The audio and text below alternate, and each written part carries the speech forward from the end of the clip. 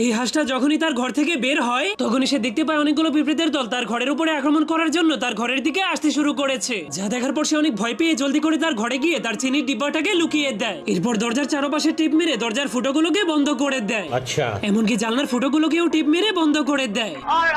আর যেখান দিয়ে এই পিঁপড়েগুলো তার ঘরের মধ্যে ঢুকতে যেত সেখানেই সে দেয়াল দিয়ে বন্ধ করে দিত। কিন্তু তখনই হঠাৎ করে তার দরজায় ঘন্টা বেজে ওঠে। কিন্তু হাঁসটা খুব সাবধান হয়ে আগে ভালো মতো চেক করতে শুরু করে। এরপর যখনই তার বিশ্বাস হয় পিঁপড়েগুলো সেখান থেকে চলে গিয়েছে তখন সে দরজাটাকে খোলার পর দরজার বাইরে শুধুমাত্র একটা চিঠিকে খুঁজে পায়। কিন্তু সেটা কোনো ভালোবাসার চিঠি না হওয়ার কারণে হাঁসটার মনটা অনেক খারাপ হয়ে যায়। तौबा तौबा तौबा सारा मूड खराब कर दिया। কিন্তু সেই চালাক পিঁপড়েগুলো সেই চিঠি লেখার মধ্যে লুকিয়ে লুকিয়ে তার ঘরের মধ্যে ঢুকে গিয়েছিল।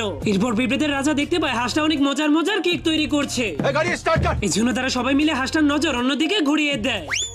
Oh shit. এরপর সবগুলো পিঁপড়ে মিলে হাঁসটার কেকটাকে নিয়ে পালাতে শুরু করে দেয়। भाग भाग भाग। এই জন্য হাঁসটা